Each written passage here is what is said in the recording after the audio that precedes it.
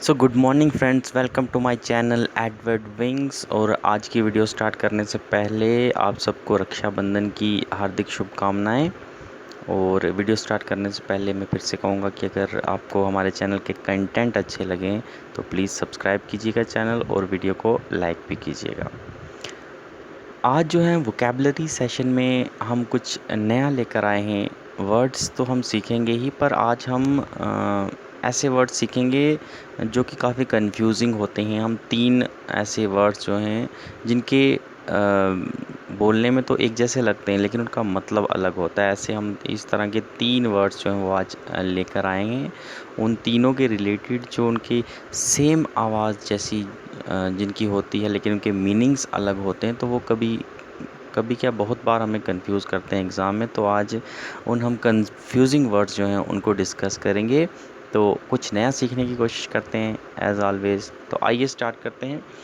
पहले जो वर्ड्स हैं, सबसे पहले तो हम देखेंगे कि एश्योर, एंश्योर और इंश्योर तीन वर्ड होते हैं। बोलने में तो एक जैसे लग रहे हैं, एश्योर, एंश्योर, इंश्योर, बस स्पेलिंग एक अल्फ़ाबेट का इनमें डिफरेंस है, लेकिन मतलब में पूरा का पूरा डिफरेंस है।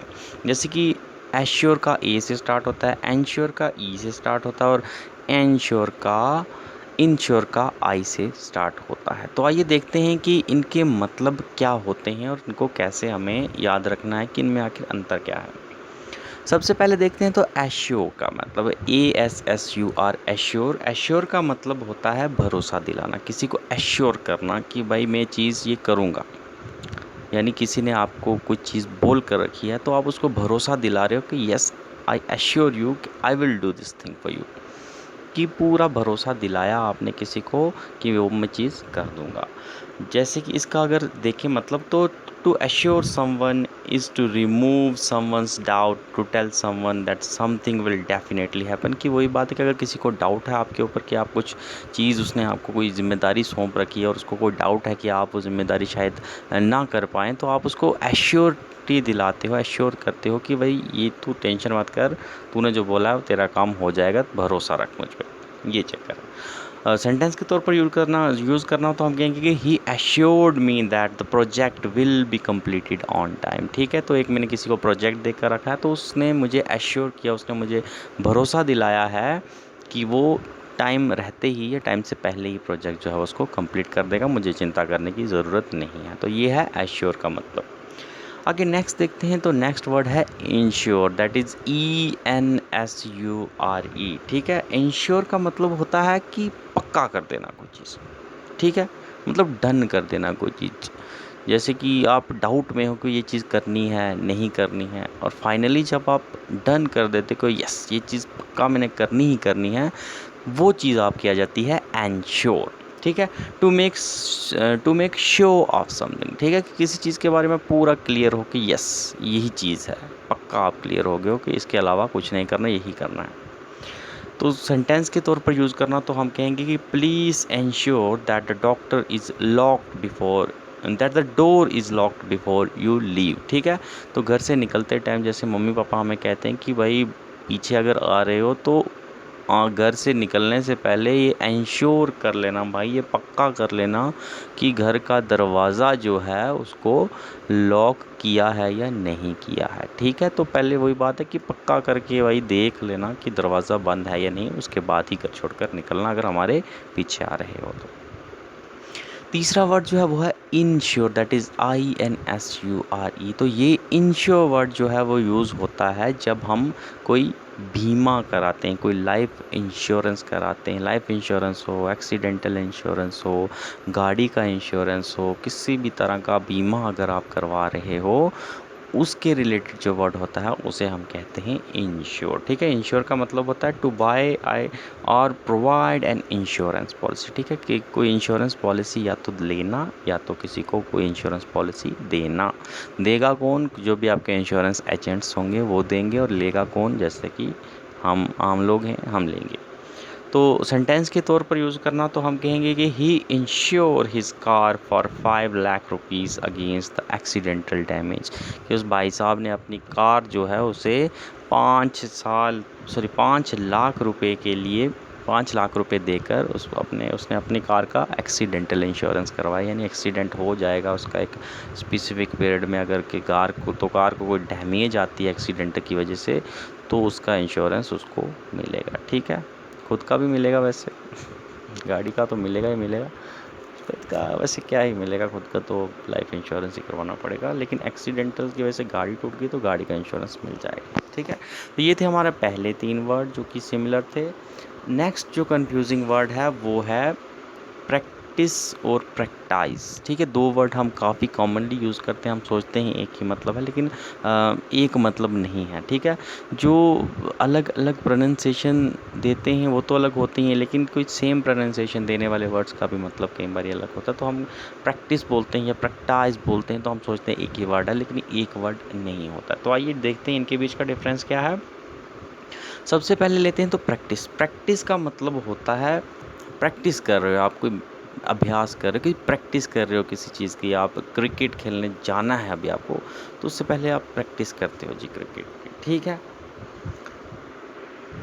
या फिर आपको कोई भी चीज़ करनी है, किसी चीज़ का डेमो देना है, आप उससे पहले प्रैक्टिस करते हो। ठीक है, अकेले प्रैक्टिस कर रहे हो आप, तो प्रैक्टिस का मतलब हो गया अभ्यास, व्यवहार, यानी the act of doing something regularly to improve your skill की ऐसी चीज़ जो कि आप अपने स्किल है, एक स्किल आपके अंदर सीखना चाहते हो आप, और उस स्किल को सीखने के लिए जो रोज़ की डेली एक्टिविटी आप करते हो वो भी रेगुलर वे में, उसे हम कहते हैं प्रैक्टिस। तो सेंटेंस के तौर पर यूज़ करना तो हम कहेंगे कि you need more practice to speak English fluently, कि अगर भाई आपको इंग्लिश नहीं आती और इंग्लिश आपको फ्लुएंट इंग्लिश बोलनी है, बहुत अच्छी बेहतरीन तेज़ी भरी इंग्लिश बोलनी है, तो आपको रोज़ उसकी प्रैक्टिस करनी पड़ेगी, यानी रोज़ उसका अभ्यास करना आपको पड़ेगा। दूसरा वर्ड आता है प्रैक्टाइज, PRACTISE। पिछला वर्ड था PRACTICE। ठीक है, वहाँ पर CE था, यहाँ पर SE है। प्रैक्टाइज का मतलब होता है कोई आपकी कोई जो आपका पेशा हो, हम कह सकते हैं। ठीक है, वो तो आ गया कि आप रेगुलर अपनी कोई स्किल्स को इम्प्रूव करने के लिए जो आप रेगुलर एक्टिविटी करते हो वो आ गई प्रैक्टिस, TICE।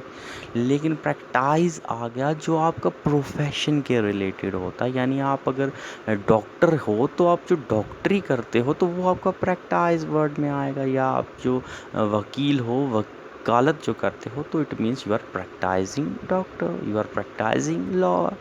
ठीक है, तो इसका मतलब हो जाएगा कि to do an activity regularly so that you become very good at something, to work as doctor और लॉयर। ठीक है, वो आ गया आपके स्किल्स के रिलेटेड प्रैक्टिस, लेकिन प्रैक्टाइज आ गया यानी आप कोई प्रोफेशन में हैं और आप उस प्रोफेशन में एक्सपर्ट बनना चाहते हैं, यानी या तो आप डॉक्टर हैं तो आप डॉक्टर में एक्सपर्ट बनने के लिए जो चीज़ करते हैं उसे प्रैक्टाइज कहते हैं।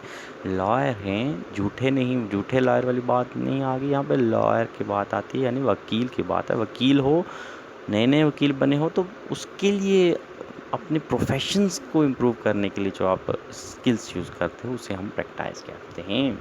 ठीक है, तो सेंटेंस के तौर पर हम 2 सेंटेंस देखेंगे। तो पहला है कि she practise English every day. ठीक है, मतलब वो इंग्लिश थी आप बोलने के लिए यूज़ कर रहे थे, लेकिन यहाँ पर है कि she practise English every day, यानी वो रोज़ इंग्लिश पढ़ाती है, हम ये कहेंगे।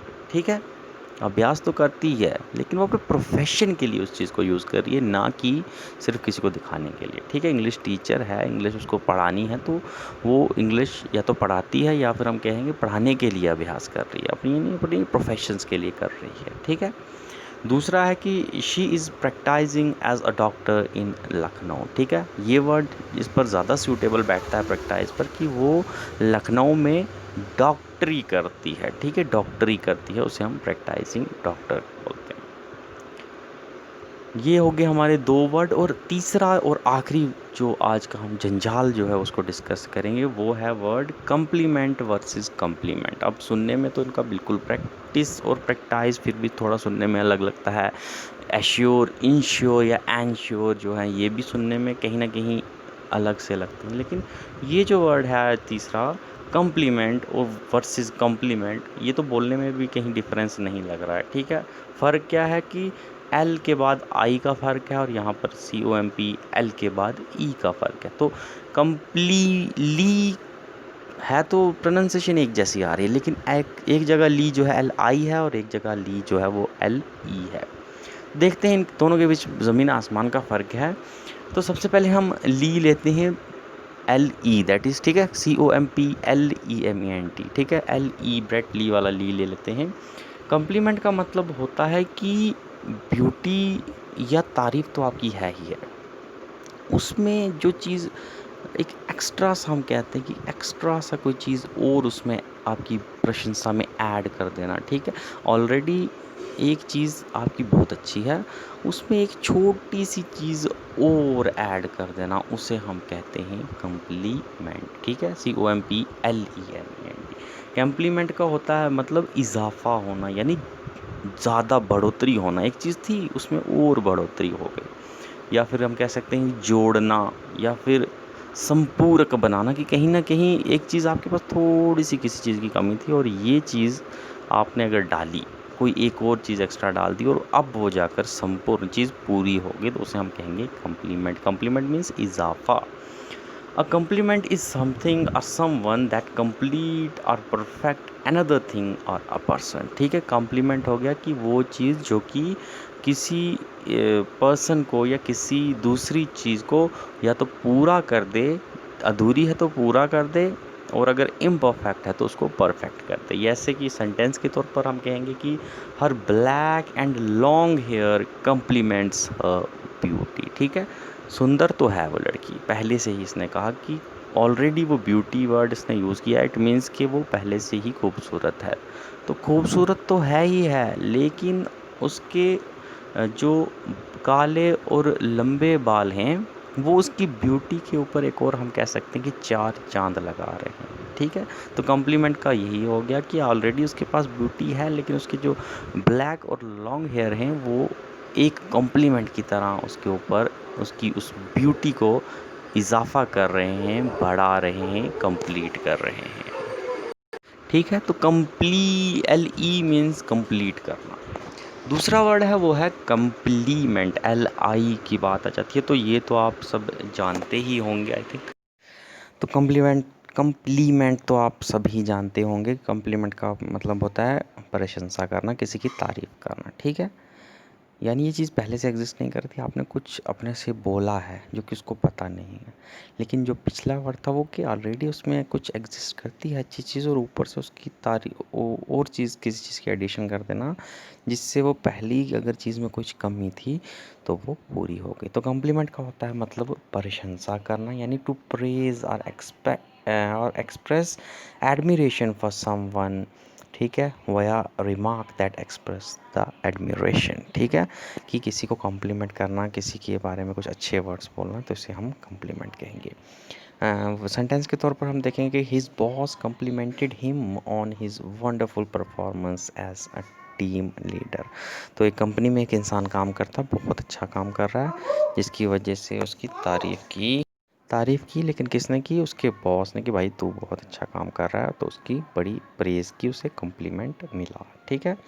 तो ये थे आज के कुछ नई चीज़ जो हमने सीखी है। कोशिश करेंगे हम बीच में ऐसी-ऐसी चीज़ें आपके लिए लाते रहें, ताकि आपको कुछ अच्छा और अच्छा सीखने का मौका मिले। बाकी वोकैब जो है, इसमें भी तो वोकैब एग्ज़िस्ट करती है, और बाकी जो सिंपल वोकैब हम डेली में जो डिस्कस करते हैं, वो भी हम ज़्यादा से ज़्यादा वर्ड्स लाएंगे, ताकि आपकी वोकैबुलरी जो है इंक्रीज़ हो। लेकिन ऐसे कन्फ्यूजिंग वर्ड्स जो हैं, इनको भी हम बीच में डील करने की कोशिश करेंगे, ताकि एग्ज़ामिनेशन के टाइम आपको कोई किसी तरह की प्रॉब्लम ना हो। तो thanks for watching my video. Thank you, have a nice day.